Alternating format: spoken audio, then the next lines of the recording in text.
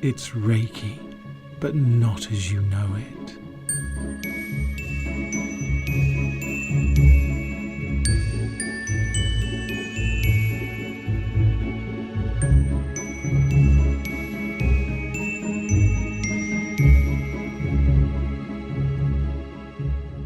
Hello, Linda. So, Martyn, you finally arrived. I've been I sitting here for longer than I want to admit because I've had a couple of tipples ahead of you. oh my goodness. It is freezing out there. It's so cold, it's Arctic. And as I was coming into the tavern and the warmth hit me like a surge of tropical heat, I just felt the need to pause and to say, it's Reiki, but not as you know it, in a really breathy voice. Oh my goodness. So that's why I'm a little late. I've grabbed my tipple on the way through. I'm calling it Northern Lights Oh, because it's green, it's luminous, it's cold, and it smells of fish. So and it smells of fish, did you say? yes. Well, my tipple is called From the Other Side. Ooh. And Oh wow, also green and strangely luminous. how interesting is that? Do you think it's the same tipple, but we just have very different experiences of it? Perhaps that may be the case. Does yours taste of fish? No, but I can hear it. You can hear the fish. No, I can hear the color of the drink. Oh wow, that's very interesting. And we know what that's called, don't we? Yes, I do believe we do.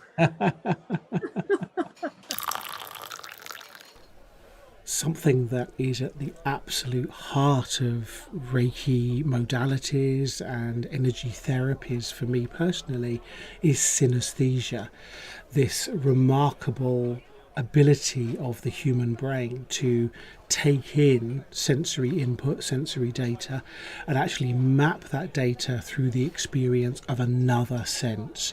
So some common forms of synesthesia are, for example, somebody hears music and they see these lovely blooms of colour, swirling patterns of vibrant colour in their vision or in their sort of visual internal experience. Some people might look at words on a page and actually see the words in colour or different colours depending on the letter. They may get a sense of certain tastes when they look at numbers. So they'll look at the number 3 and they'll have a taste based on that number. Some people have experiences of smells in certain touches. So when they are touched in certain ways, they'll get a certain smell. There are other people who, for example, may experience complex patterns when they meet people. So when they see a face or someone walks into the room, they'll get a complex pattern, or maybe even some narrative experience. So they'll actually have a complex narrative that they base on that just by seeing that person's face, and they'll be able to know things about that person that they shouldn't really know. And all of these things sound fantastical, but they are all based on this childhood ability to map different senses across different sensory experiences.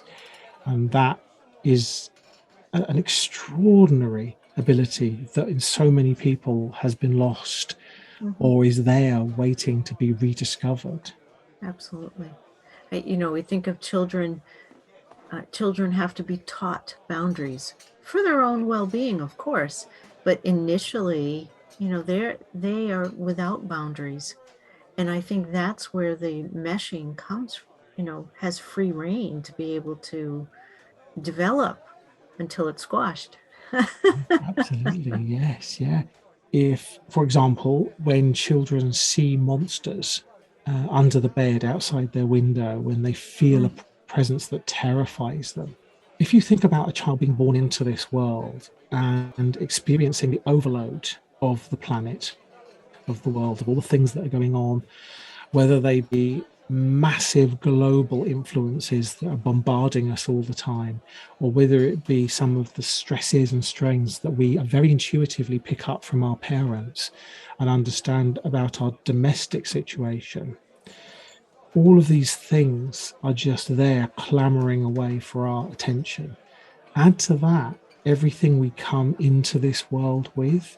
So, Mm, all of the genetic heritage that is there as part of us, everything that our ancestors were, right the way back through time, not even right. history, through, through prehistory and time, Yeah. all of that knowledge and experience and trauma is all wrapped up in this little bundle of human being. And we are dealing with that from a very, very early age. Very often we can't even verbalize or understand in language what we are experiencing. It is just sensation, it is Right. noise, it is light, it is physical experience, taste, smells. And we are overwhelmed by it, and we are trying to map it, to learn it, to grow within it, to ensure our survival. And with all of that noise and all of that stuff that's happening, if we take all of that stuff that feels yucky and horrible and we put it into and personify it as a monster, Mm-hmm. a child will actually synesthetically see that monster in their Yeah. physical environment. Yeah. And the thing that parents very often do is, oh no, there's nothing there. It's just your imagination. Mm-hmm. It's not real. It's not real. It's not real. And what that does is it teaches the child to shut down all of Yeah. that stuff and to ignore it, to basically not experience that as being real. Right. If we were in a world and if we lived in a world where that was actually explored and a child could understand what these things were and be able to draw them, to paint them, to verbalize them once they Mm. have learnt language, to be able to express them or communicate them in some way, and then explore them, to go through the monstrous persona, the visage of fear, and actually get out the other end where they can Mm-hmm. understand why they're experiencing Yeah. that. That's a healing journey. That, Absolutely. that helps that child to heal and become a more adjusted adult Yeah. and a wiser adult. Yeah. It creates a totally different foundation to base future experiences Yeah. on. You have that model to be able to, in a holistic way, address whatever it is, the fear, the monster, the boogeyman. It's address it and build from there. So much, I don't want to say less pain would be experienced, but because we all experience what we need to experience in order to grow. But you just made me think of my own childhood, because I had terrors of seeing monsters. Some was induced by my brother, but how different I would be had, and this is no fault to my parents, but how different I would be if my parents would have sat me down and said, now your brother is just being a little imp, and it's him torturing you. And we know you're afraid, but let's talk about this, or whatever the case may be. I didn't have those kind of parents, but but the outcome would have been so different. But then again, I wouldn't be who I am today had I not experienced that. So you can't ever say should have, could have, would have kind of thing. But it is interesting to think about how we come up with our own definitions, whether it's internal or external sourced, and how that impacts how we map our understanding of life. Yes, yeah. And it is never too late. I mean, No, I never. saw monsters, and particularly one monster as a child. It was some of my earliest memories. So they're back when I was 3 years old, seeing this monster outside the window and being utterly terrified of it, to the point that when I saw Fantasia for the first time when I was 6, 7 years old, and seeing Chernobog, the demon on the mountain, and that's exactly what this thing out the window looked like. And it terrified me. It brought back all of those Oh, memories and traumatized all over again. yeah. But it wasn't until sort of in my 20s that I began to unpick this creature, this monster of my childhood experiences, and begin to realize the different sources, the different reasons for this being there, and to actually discover that whilst this thing is immensely powerful, it's not something to be feared, not something to Right. run away from, Right. or to be traumatized by, but actually something in many ways to be embraced as a way of approaching life, Mm-hmm. an innate human power that we all Mm-hmm. have. And I think sort of that healing journey and understanding contextually what was happening for me was not something that happened to me as a child. It happened as an adult, and I think it's never too late for us to do that, to sort of go Never. back into that past experience and work through it in the now. That's part of our healing, part of our Right. healing journey in life. Right. I can't imagine not being like this. No. And a lot of times I feel sad when someone says, nope, I don't have it. Yes, you do. You just got to look at it from a different perspective and listen, open up, remember, try to dig down and find it, because it's there. It's definitely there. Oh, for sure. Yeah. It's fascinating for me as well how, in terms of science and the scientific side of synesthesia research, there is this definite analogy to a sensory input creating synesthesia. So Mhm. something happens where a sense is picking up on something, experiencing something, and that gets mapped in the brain as another sensory experience. So there's this trigger and trigger phenomena that happens in terms of Yeah. the scientific view of synesthesia. Yeah. And what I tend to find as well is that sometimes there doesn't have to be a trigger to have a synesthetic experience, that there's no definable trigger happening in the environment, no particular sound or no particular movement or imagery, etc. But there is a synesthetic experience.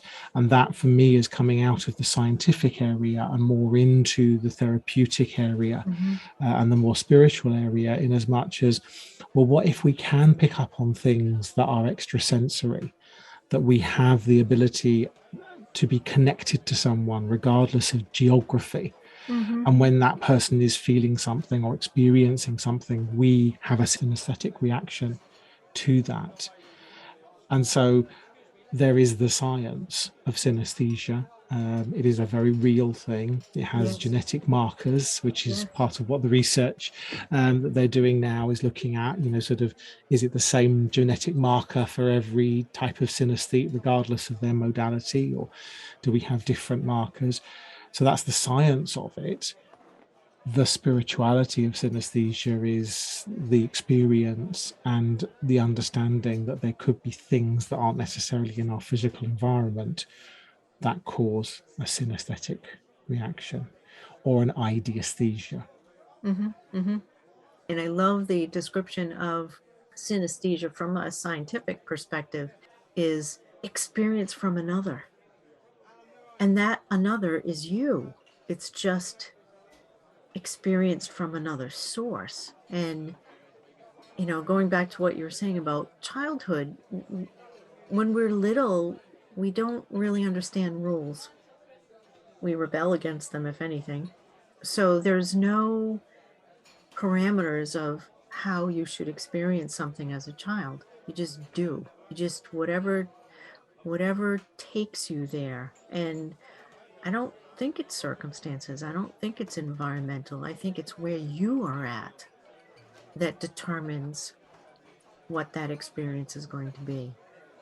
which is why I think it's so much fun as an adult, because we have a plethora of stuff that we can tap into, whether we're aware of it or not, but it comes forward when you open up to it.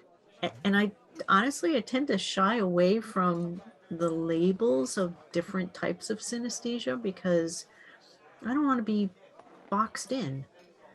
I don't want to feel like, oh, well, if I'm this, if I think I'm this and I don't fit all the parameters, and then I don't have it. I don't want any of that clutter to get in the way of my uniqueness and my ability to be able to experience from another. It's really cool stuff. Oh, absolutely. And I find it is really fascinating as a synesthete and having synesthetic experiences. There is a whole treasure trove there to explore and to experience. And those experiences will come in whatever way. You know, they're Yeah. always surprising. Yep. They're always different. And depending on what you're doing and what your experiences are at any given time, you will have different synesthesia of Yes. different modalities. So being surprised by it and being sort of taken off guard by your synesthesia is sort of something that is magnificent, sometimes jangly, you know, always profound in the fact that it's actually happening. And then there's the other side for me, which is explaining this to other people who have forgotten their ability, Yep. or their ability has become atrophy, and reintroducing that to them is helped by having those labels. Again, it's that learning through Yep. labels, Yep. with the understanding that when we get to a certain point, the labels are there, and that's how we learned. But transcending those labels is what becomes really important. Right. And it's interesting for me because one of the commonest forms of synesthesia is similar to mirror touch, which I'll Mhm. come on to in a moment, but it is the watching somebody fall over or hurt themselves in some way Yes. and feeling that pain. Yes. And that, for me, is one of the commonest forms. So many people Yep. experience that sensation of their neurons firing when they watch someone in pain or injuring themselves. Right. Go from that to the sound of a fork scraping across a plate or fingernails down a chalkboard and having a physical sensation to that. Right. That is also a form of synesthesia there. You Absolutely. are experiencing a physical kinesthetic reaction to a Yep. sound. And very often, when you've practiced it a little bit, that pain sensation can be transmuted into a visual sensation. So as you become more conversant with your own synesthesia, you can divert that sense so that, as well as feeling the pain and that neurological firing that happens, the kinesthesia of it, you might get a blast of color as well through those experiences. And then we go on to mirror touch. So, for example, if we see somebody being pressed on their cheek, we experience that same sensation, but on the other side, as if we're looking in a mirror. Mm-hmm. That's called mirror touch. Yeah. And so, when you see someone with a pin being having a pin put against their skin, we feel a pin on the opposite side. It's an extension of that feeling pain at somebody else's injury, but here we are experiencing what they are feeling, and that is just fascinating as well, because it is the basis of empathy. That expression of seeing someone else in pain and discomfort, being touched, having needles put near their skin. If we are reacting to that in some way, having some form of synesthesia based on that sight, that vision, then it is in that that we are developing our empathy Yeah, and creating exactly. a deeper sense of empathy for other people. Exactly. I was thinking of that this morning with regard to the connection of empathy and synesthesia. And I know that a lot of my abilities, we'll use that term lightly, but have been enhanced through the years because of the programs, within one therapy. Obviously started with Celtic Reiki, but throughout all of the programs, there are certain points where there are exercises that we practice, and it's for length of time. There's the twisted vine is for 28 days. There are others in one therapy that are like do it for 5 or 7 days. The importance of that is because when you're trying to rekindle that ability to experience synesthesia or the effects of that energy on you physically, the repetition brings that about, which I think is why it's never ending. Because once you get going, once you start breaking through and realizing like, whoa, what is this? And investigating it further and wanting more, it just allows it to expand. And you get to your point, you said that, once we get to work with it, it doesn't have to be frightful. Because I've actually heard some students say that, oh, that was scary. That was horrifying. And I, okay, that's just step number one. Revisit again, and this time look at it from a different perspective. Maybe the fear is just the unknown.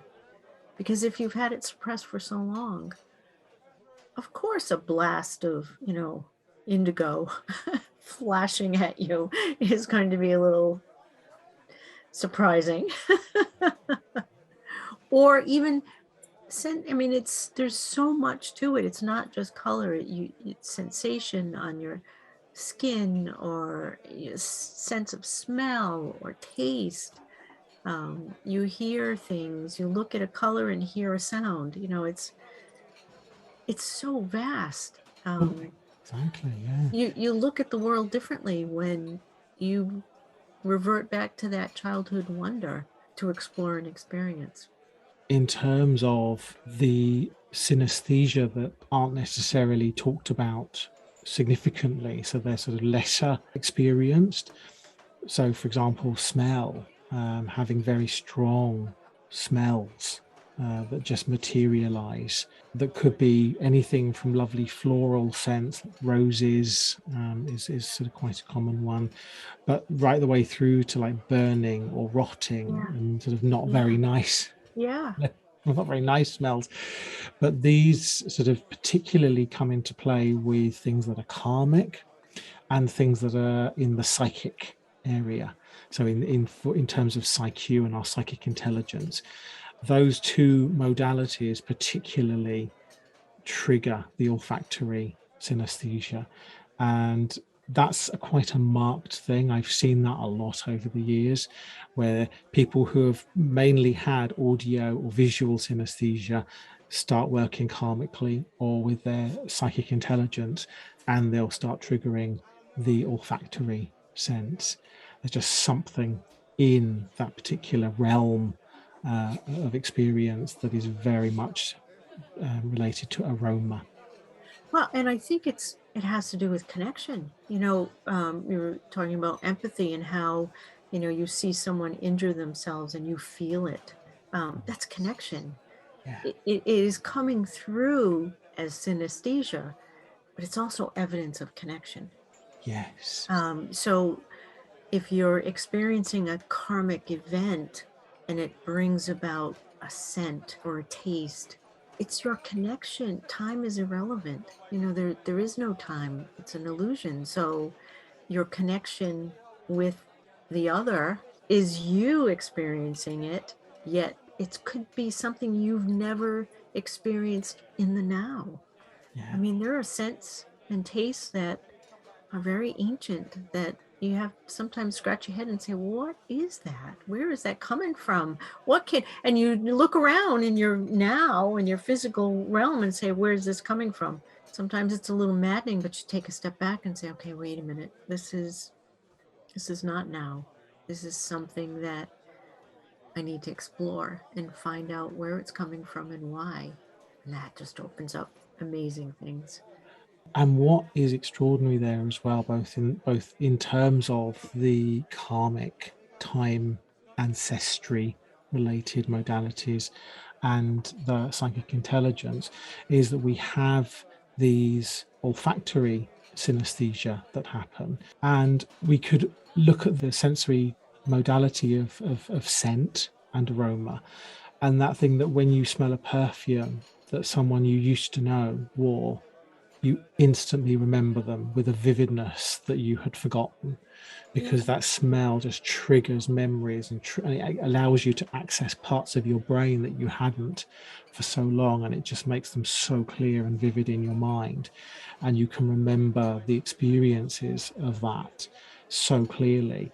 And it's a little bit like the synesthesia is the other side of that, in as much as when you are triggering these experiences, these memories, that scent comes from that and is associated with that.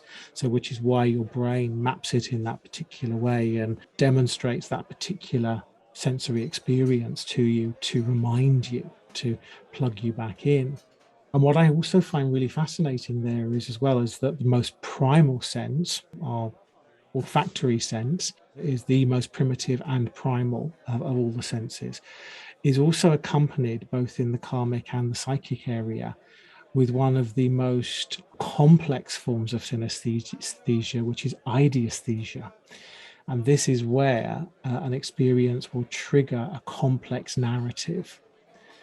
So, for example, in terms of KRT, when we're working in treatment with people, and it's a very cooperative, collaborative process where you're both working, both the practitioner and the client are working together to explore this karmic event, for example.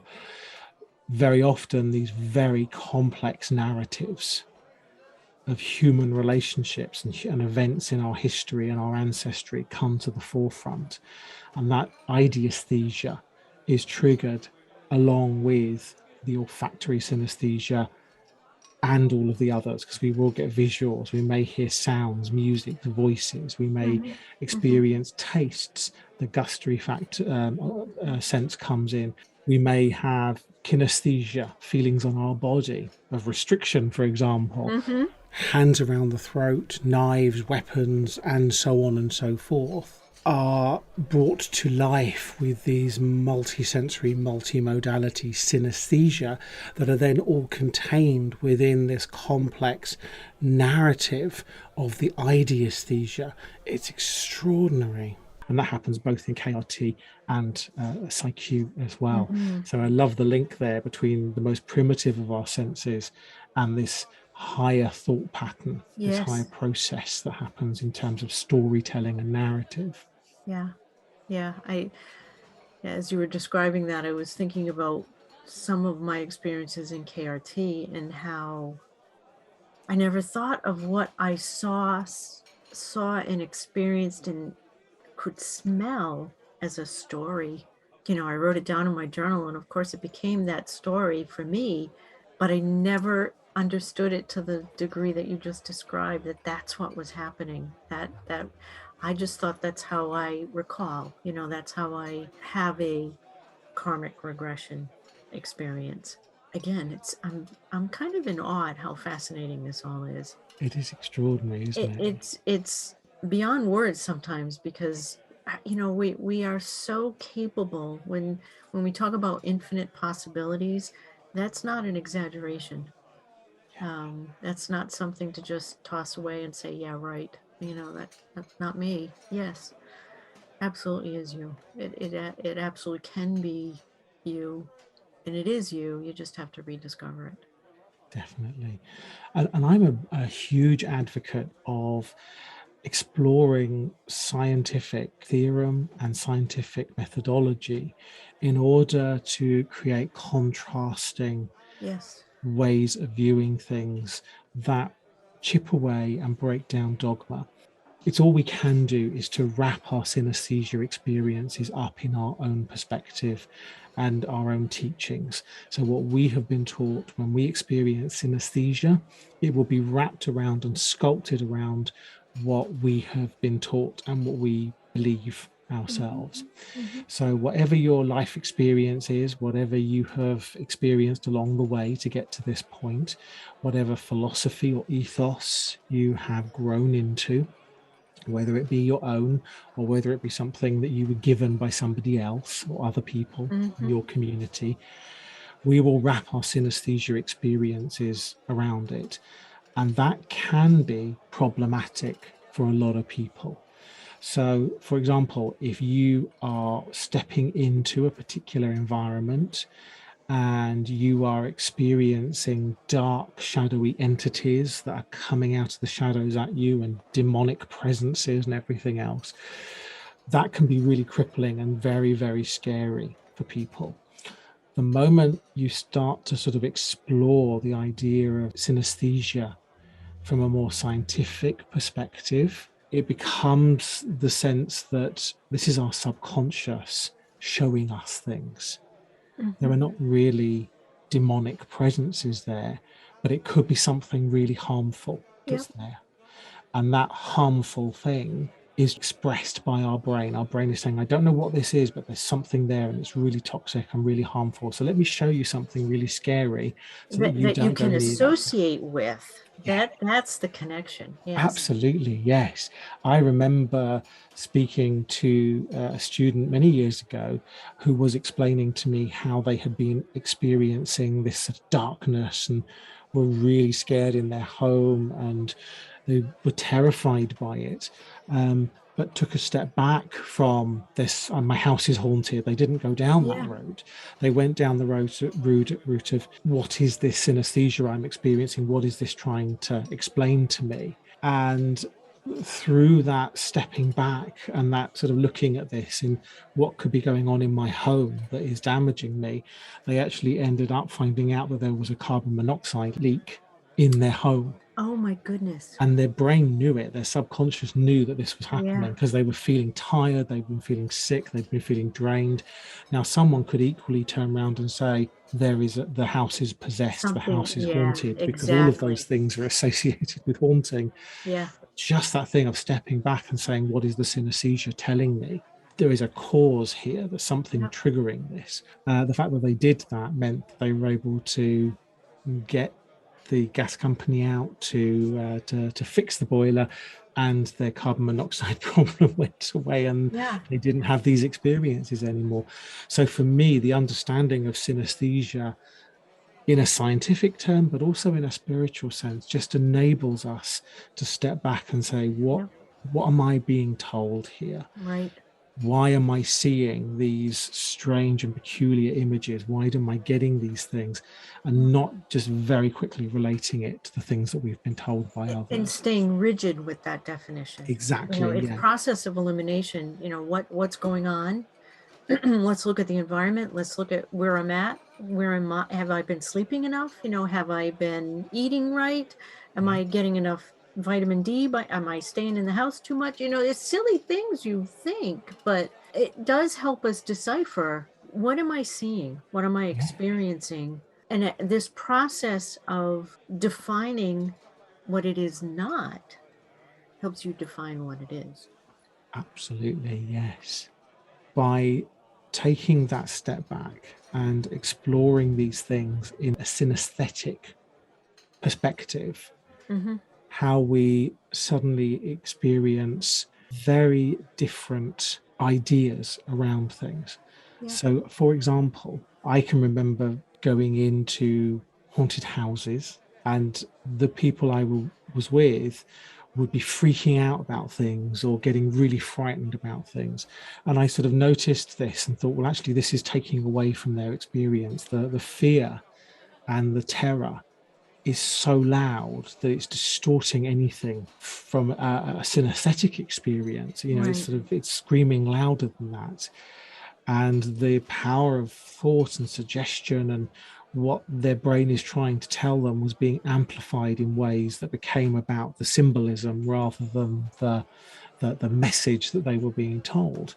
So I made it a particular ethos of mine that when doing training in the area of psychic intelligence, that it was looking at bringing down the fear, bringing down the terror, and being able to assert one's own synesthesia and one's own experience over that in order to be able to decipher what was going on. Right. Right. And that message that came out the other end, so that translation came out, was sometimes very, very different. Yep.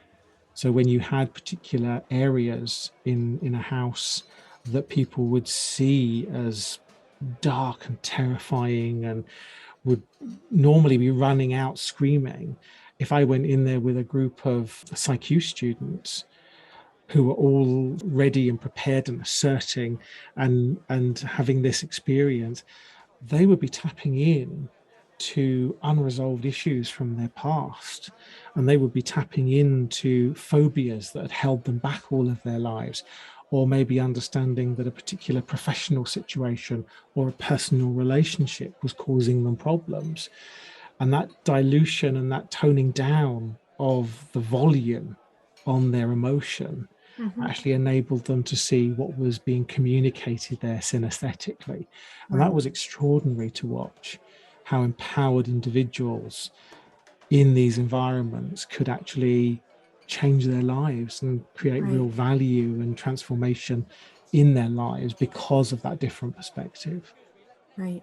From an observation perspective, when you see someone react to something, it's in their library of definition, and helping them add books to that library helps them expand the definition. The color blue, there's a million blues out there. You can't just say blue. You have to be more descriptive so that when you're communicating to someone else or even to yourself, so you have this mental image of what the exact blue color you're talking about, you need to expand that so that you can take a step back and look more objectively and say, what is this? Why is this making me feel bundled up, or whatever the emotion that's percolating up? Yes. Um, And the idea of language and definition, how you define things, is so important, because as you say, there is so much nuance. So talking in terms of blue, red, green is just so limited in terms of the yes. synesthetic experience, and understanding the different terminology and different ways, different nuance in describing color, for example, Mm-hmm. is very important when actually working with synesthesia, so that you have a whole language around your experiences to share with others, and they have a language back that they can communicate with. Mm-hmm. And then also there is a point where language fails synesthesia, because synesthesia, particularly, for example, visual synesthesia, is not using your eyes. It doesn't use your eyes. It is a psychological, neurological experience Mm-hmm. that's happening. It means that you're not restricted to visual light. Mm-hmm. And so, therefore, you can see colors that you cannot see with your eyes. And trying to explain those to people who have not seen them is quite extraordinary. It's something that I've sort of not really been able to do. Me either. When I start talking about peachy blue, they're like looking at me as if to say, peach blue? But to me, peachy blue is one of my non-visual colors that I get. That's quite a Um, nebula color, mm, peachy blue. yes, yeah. And I'd say also the sort of vibranty magenta-y green color as well, which is a definite magenta. It's a really vibrant cerise magenta color, but is also in the green spectrum. Yeah. So it trying to explain that color, there isn't a word that describes it because we cannot No, see it visually. It doesn't no. exist to our visual sense. So it's only a synesthete who would be able to sort of get that or Yeah. understand it in some way. And we can only do it through a shared experience, because language becomes clumsy. We can't draw it because drawing involves visual light. So it True. really is two people having a shared experience in their own perspective and then coming together. And so when I say peachy blue, you know exactly what I mean, because you've had that same color Yeah. in your experience. There is no sort of language or visual connection between that. It is just a sharing Yeah. of the experience that enables us to understand each other when we when we have those. Again, it's back to connection. Yeah. That's hardwired. That's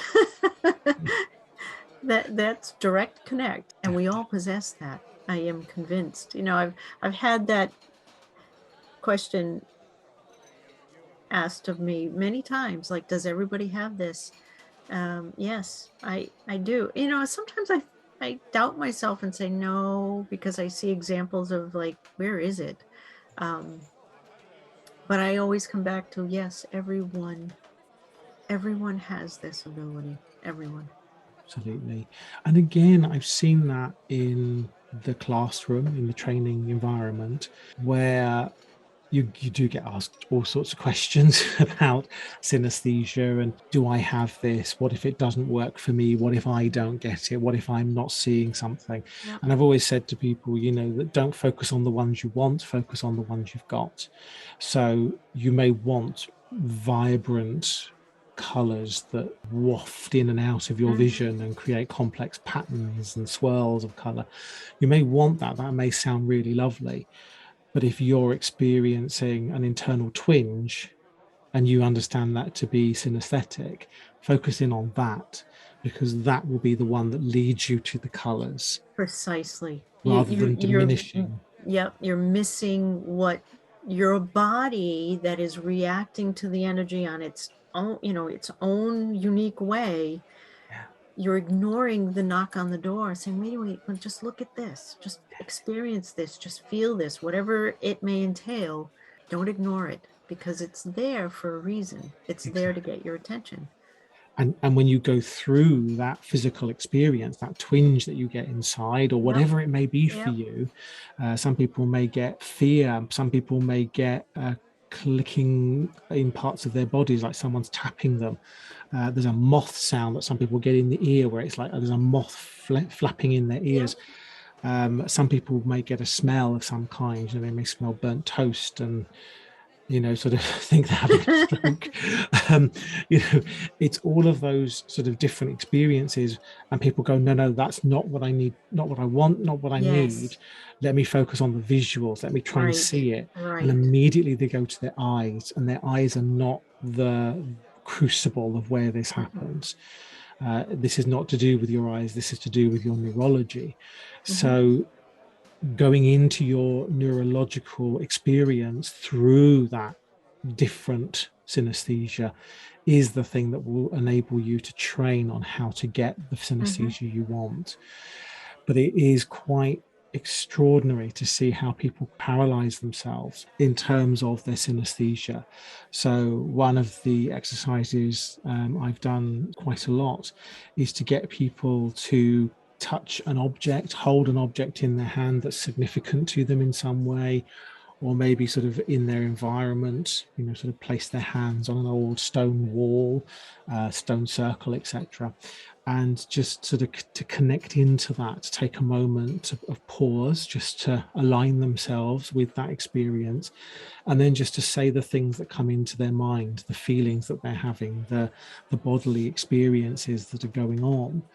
And it's a bit sort of clunky at first. People get a little bit sort of self-conscious about doing Yeah. it, particularly Yeah. out loud, which is, the key to this. But then when they start to get into it, it's really interesting to see how they start going from random things and honing in to their synesthesia until they click into it, and then the floodgates open and they start Yeah. getting all of this experience. But I've literally seen people stand there not saying anything, and then I say to them, just say whatever you're experiencing, whatever you're feeling. I'm not experiencing anything. I'm talking to you, so you are experiencing me talking to you. So say that. Yeah. Oh, but that's not what you mean. You're meaning synesthetic. I know. I mean whatever you get. Whatever If you you're hearing get. birds singing, if you have a grumble in your tummy, Yes. if there is a lamp over there with a light that's flickering, anything that you think about, anything that comes to mind, just say it. And eventually you will run out of external Yes. stimuli and Precisely. start paying greater attention to internal stimuli. And I think it also helps break down the conditioning of the brain that blocks out things that could be common, everyday kind of experiences, but we're so conditioned to only focus on what's in front of us. I've got a task, I've got, I'm driving here, I'm walking up and down stairs, whatever, directional. We're very directional. And I think the exercise of being aware of your environment, what do you hear? There are things that happen every day that we block out. To your point, hearing the birds sing, hearing the grandfather clock tick. You can be right next to the clock and your brain will not hear it, not allow it to be heard. It's more of that than not hear it. So I think the more we practice being aware of what we hear externally, I think you're right. That actually opens the floodgates of like, okay, well, let me show you a little bit more, because here's the other side. But we turn down or we turn off. The brain is an amazing thing. As I'm getting older, I a few years back, I was outside and I love looking up and seeing, we have a lot of different raptors and corvids in the area. So I'm always, they're my friends. And I remember being outside, it was spring, and I looked up at the beautiful sky, and I thought I saw a flock of birds go by. And I thought, oh, what was that? That's really bizarre. And I'm embarrassed to say it wasn't a flock of birds. I ended up going to the eye doctor because I thought there was something wrong with my eyes. And because I'm getting older, the doctor laughed and said, oh, they're called floaters, and you get them as you get older. And I was mortified. But the interesting thing he said is, don't worry, because now that you know what it is, your brain's going to rewire itself and ignore them. And it did. Now I can call them back if I think I know I have them. And so am I going to allow my brain to block it out, or am I going to actually see it, experience it? I think that's very much like what we're talking about. The brain is so powerful to be able to block stuff out. Absolutely. It is right in your eyeball.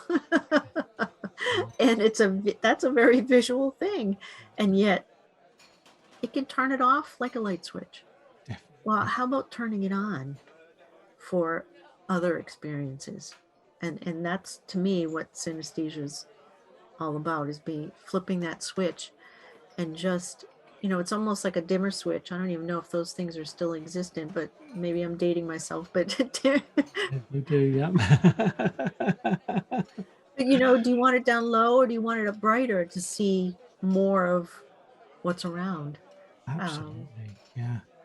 It is extraordinary how the brain is built to be constantly measuring everything to see if it's important to us or not. Yes. And if this is important, it will pay attention. And if it's not important, it will just get rid of it. It will dismiss it, delete it from our experience. Yep. So what we pay attention to and what we train ourselves to pay attention to is what we will get more of. So if you are training yourself to look at the horrors of life and how bad everything is, or that particular ache and pain, or aging, or what that person said to you the other day, the more you focus on it, the more you'll get of that thing. Whereas when you start to train yourself to pay attention to another aspect of experience, you start to get more of that. So your brain can train you to not see floaters. I've had floaters all my life. So I sort of got used to those very, very early on. And I don't notice them now. Unless I consciously pay attention to them, and then I'll see them. But the human eyes are basically juddering all the time. They're doing it because those little micro movements that they create enable us to have better depth perception and to see better. So they are constantly juddering. And what we see is upside down as well. Our brain literally takes that image, flips it, and stops the juddering so that we get the experience of what we see. Yep. The brain knows what to do to adjust the input that's coming in through our eyes, the light that's coming in, hitting our eyes, and it knows how to interpret that and adjust it to create a cohesive image for us. If it can do that, what else is the brain? Precisely. That's just your eyes. It's a game of fun. Yes, yeah.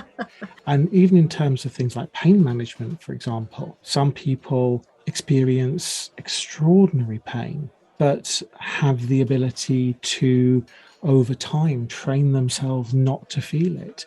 Because pain is a very healthy and very natural thing. If we are hurting ourselves in some way, the pain response will tell us that we are hurting ourselves.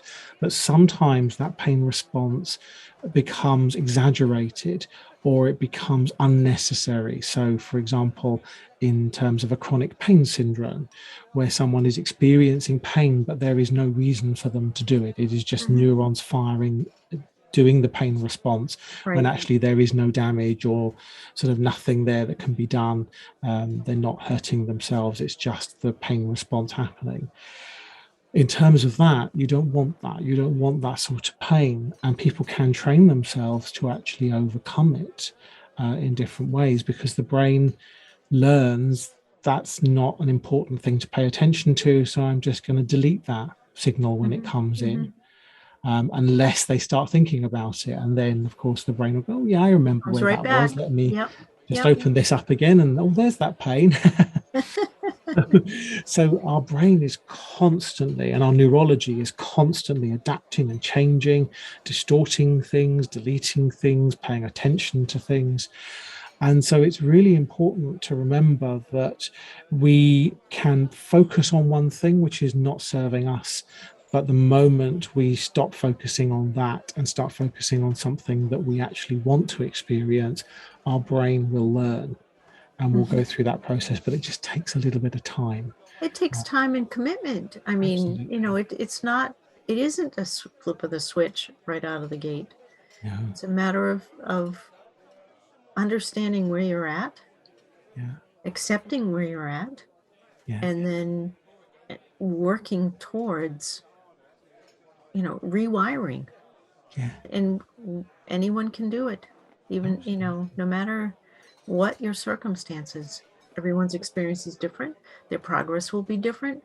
But ultimately, if they stick with it and are committed to finding within who they have always been and need to rediscover.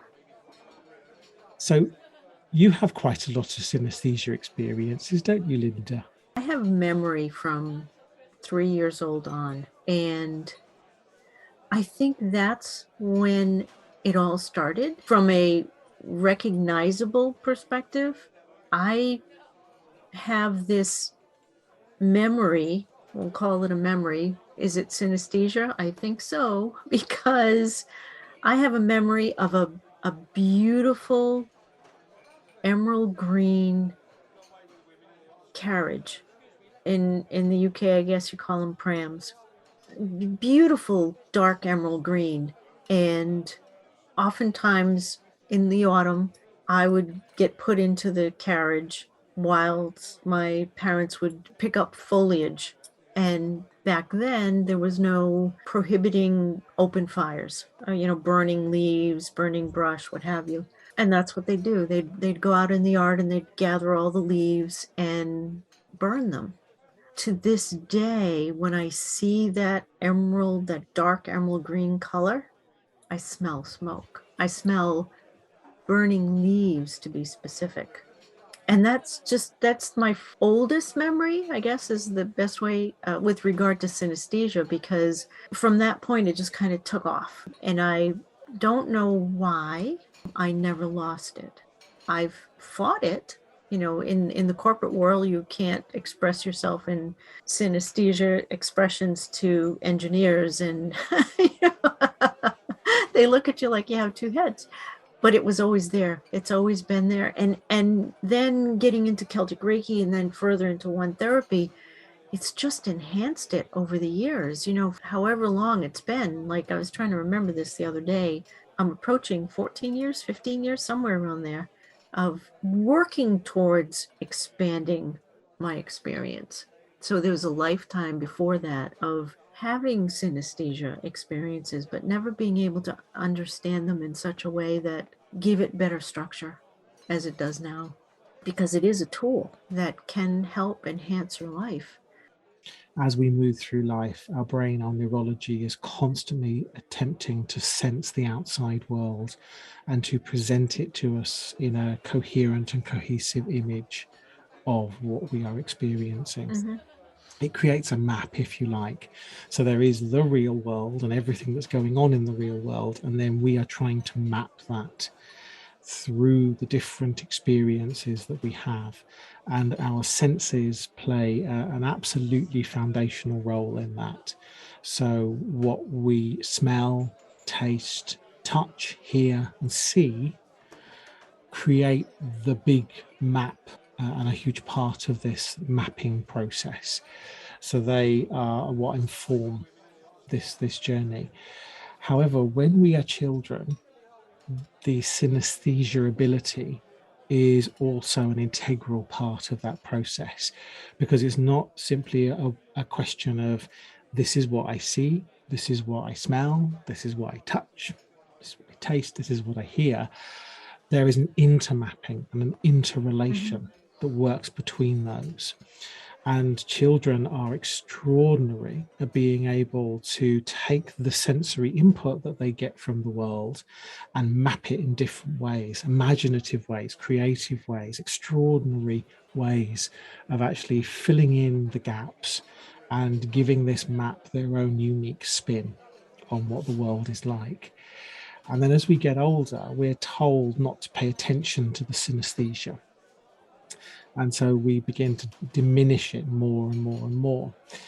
And this ability to take one sense and the input from one sense and to experience it through one or more other senses gradually dissolves until when we reach adulthood, we've forgotten it ever existed. And in fact, if we hear of other people talking about it, we'll very often poo-poo that and say, no, that's just fantasy or imagination. But it is a definitive part of life. Science and scientific research is actually showing that synesthesia is a real thing. And what we're finding as well is that some people never lose the ability and some people can relearn the ability. Well, it's been lovely speaking to you today, Linda, and I hope that you have enjoyed your tipple. I have. I think it's going to have a long-term effect on me. Definitely. I just have that feeling. I haven't really touched mine. The smell of fish was a little bit too much. Yeah, As much as I tried having a synesthesia response that was other than, it's sort of an eternal herring, I think. But it's a pretty color. It is a pretty color. It is a very, very pretty color. Fantastic. Well, I think I'm going to head back out into the cold and see those northern lights once again. Yeah, you're so lucky. You're so lucky. I think I'm going to head out as well. I've been here a long time. Fantastic. Well, until next time we meet here in the tavern, be enchanted.